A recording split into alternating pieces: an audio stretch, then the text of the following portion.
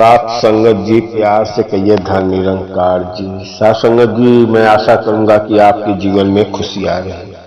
साथ संगत जी कहते हैं सत्संग की जरा सा आपके कानों में पड़ जाए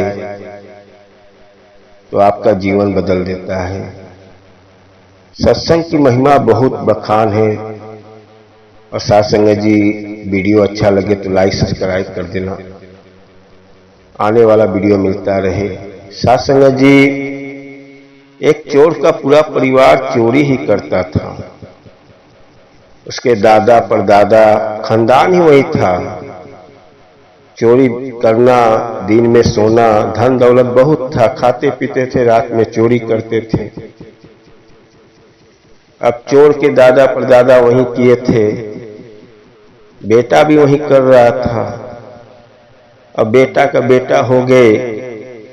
एक दिन चोर बीमार पड़ गया। 5 साल का बच्चा था, बीमार हो गया। अपने बीवी से बोला कि देखो, हमारे खानदान के रग रग में, खून में यही था चोरी करना और अपना घर बार चलता था।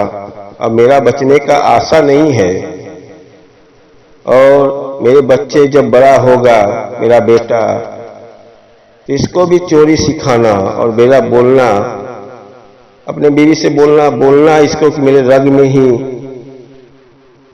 तेरे रग में भी खून वही है जो तेरे दादा परदादा पिताजी किए हैं। वो बड़ा होके ऑटोमेटिक करने लगेगा, उसको सब ज्ञान हो जाएगा।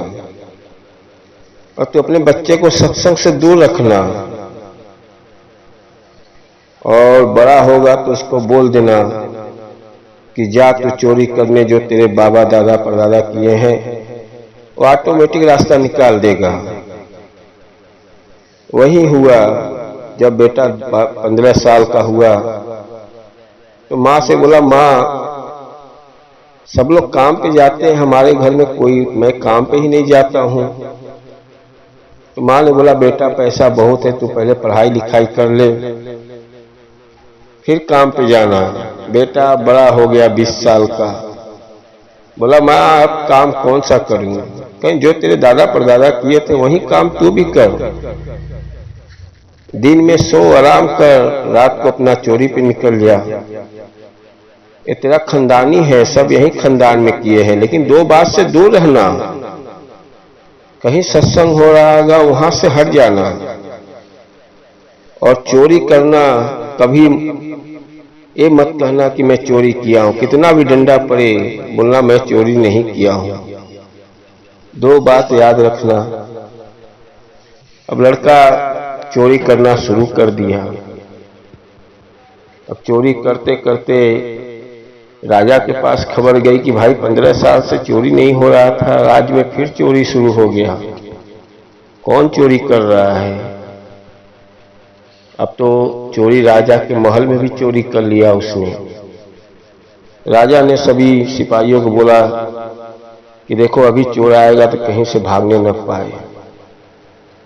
अब वो चोर फिर राजा के घर में घुसा, चोरी करके निकलना चाहा। और सभी सिपाही सब जगह खड़ा है। रोड पे भागते भागते, एक तरफ आश्रम का रास्ता था। सोचा ये रास्ते से जाऊंगा, लेकिन यहाँ सत्संग हो रहा है और चारों तरफ सिपाही खड़े हैं, इसी भीड़ में निकल जाता हूँ। उसने उसी भीड़ में अपने कान में उंगलियां डाला और सत्संग में घुसना चाहा। तब तक कांटा चुभ गया। और कांटा चुभ गया तो भाई उंगलियां हाथ कान में से निकाल के लगा कांटा निकालने। जब तक कांटा निकाल रहा है तब तक सत्संग में बताया जा रहा है कि देवी देवताओं का कोई परछाइयां नहीं होती है। देवी देवता का कोई भी परछाइयां नहीं होती है। अभी सुना, तब तक फिर कान में डाल लिया, उंगली डाल के बाहर निकला। बोला, यार यहाँ पे क्या पढ़ाते हैं, देवी देवता की परछाइयां नहीं होती है। ये अच्छा वो माँ बोली, यहाँ पे मत आना, यहाँ पे कुछ भी पढ़ाते हैं। आया अपना घर पे, दिन में सो रहा है, रात को अपना इधर उधर चोरी कर रहा है। राजा भी परेशान हो गया। तो देखते हो कोई कोई पहले औरत को कुटनी कहा जाता था। नारद मुनि बोला जाता था कि इधर के बाद उधर खबर लगाती थी गांव में, उनको कुटनी बोला जाता था। राजा ने सुना कि एक गांव में एक कुटनी है, वो पता लगा लेती है। उसको बुलाया गया कि भाई आप सब जगह घूमती है, इधर उधर का बात मालूम पड़ता है, देखो मेरे राज्य में कौन चोरी करता है जो पकड़ में नहीं आ रहा है। भाई वो औरत पता लगाते लगाते लगा ली। बोले राजा साहब उसके घर में तो खानदानी चोर था, 15 साल पहले बाप मरा था, वो बेटा चोरी करता है। उसको पकड़ के लाया गया। वो तो एक ही सवाल कर रहा है कि राजा साहब मैंने नहीं चोरी किया हूं। राजा साहब अपने जेल में बंद करिए, खूब मारते थे रोज, लेकिन वो एक ही सवाल बोलता था, राजा साहब मैं चोरी नहीं किया हूं। अब राजा साहब कुटनी को बुलाए, बोले आप गलत आदमी को पकड़वा ली हो, वो चोरी नहीं किया है, आपने उसको जेल में डलवा दिया, ऐसा आपने किया, आपको सजा मिलेगी। अब वो औरत ने बोला कि राजा साहब एक दिन का मोहलत दो, आज रात इसको जेल में बंद करके रखो, सुबह में ये खुद बोलेगा। वही किया गया, उसको बंद करके जेल में रखा गया। और रात को वो जो औरत थी वो अपना कोई देवता का रूप धारण किया, काली माँ दुर्गा माँ के जैसा बन गई। और बनने के बाद धीरे धीरे वो आने लगी और अंधेरा था, एक दिया जल रहा था। आई, बोली बेटा मैं देवी हूं, तू मुझे पहचाना? तो देवी का नाम सुना, सर नीचे कर लिया। बोला तूने चोरी किया, तूने, और तू देवी से छिपाएगा, देवता से छिपाएगा, कबूल कर मैंने चोरी किया हूं। अब वो बोलने जा रहा था कि हाँ मैंने चोरी किया हूं, लेकिन तब तक उसको सत्संग याद आ गया कि सत्संग में बोला जा रहा था कि देवी देवताओं का कोई परछाइयां नहीं होती है। अब वो सुन लिया कि यार ये मैं सुना था और इसका परछाई दिख रहा है, ये जो देवी है, देवी का वो दिया से परछाइयां बन रहा था। अब वो समझ गया कि मेरे साथ कोई राजा चाल कर रहा है, ये देवी नहीं हो सकती है, क्योंकि मैं सत्संग में सुना था देवी देवता का कोई परछाइयां नहीं होती है, ये कोई मेरे साथ खेल खेला जा रहा है।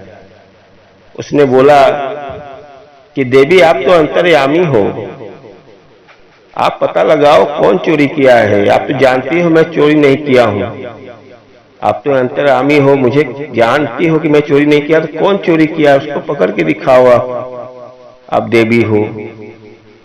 तो राजा साहब बाजू में थे, सुन गए, कहें देखो ये चोरी नहीं किया है, नहीं देवी देवता के सामने भी बोल देता। राजा साहब उसको छोड़ के और उस औरत को जेल में डाल दिए।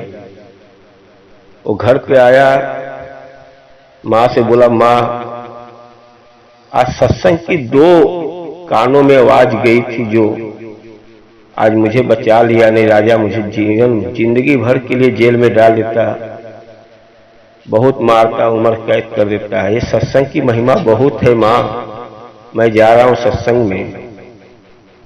सत्संग में लग गया और गया, गुरु से मिला, गुरु जी आपके 2 शब्द से मेरी जिंदगी बदल गई। सासंग जी सत्संग जिसको कानों में चला गया, सुन लिया, उसकी जीवन बदल जाती है। वो चोर अपने माँ को भी सत्संग में लेके जाने लगा। साथ संगत जी इसीलिए कहा जाता है जो सत्संग करता है उसका जीवन ही बदल जाता है, परिवर्तन हो जाता है, सहनशीलता हो जाता है, अहंकार मिट जाता है, निंदा चुगली मिट जाता है, मोह माया मिट जाता है, एक सुंदर जीवन बन जाता है। इसीलिए सत्संग गुरु बार बार क्यों कहता है, सदगुरु को कोई स्वार्थ नहीं है, सतगुरु को कोई स्वार्थ नहीं है। वो बार बार कहता है सत्संग पकड़ लो, अपना परलोक जाना है, अपने जीवन का कल्याण करो। जिसने सत्संग किया उसके जीवन में कोई चीज का कमी नहीं रहता है, धन दौलत से सब भरा रहता है। आओ साथ संगत जी, दास से कोई गलती हो क्षमा करना। दास तो यही कहेगा, सत्संग सबके भाग्य में नहीं है, गुरु चुन लेता है। आओ हम ही सब मिलजुल के गुरु के एक एक वचनों पे चले और अपने जीवन का कल्याण करें। आओ सदगुरु माता जी आज साकार रूप में हैं, सब जगह सत्संग की बात कर रही हैं। सत्संग में आ जाओ, अपने जीवन का कल्याण करो। जिसने ध्यान से सत्संग में सिमरन दिया हुआ, सेवा सिमरन सत्संग करता है, उसके जीवन में कोई चीज का कमी नहीं रहता है। आओ साथ संगत जी, सभी मिलजुल के गुरसिख का जीवन जिए और दास से कोई गलती हो क्षमा करना और प्यार से कहिए धन निरंकार जी।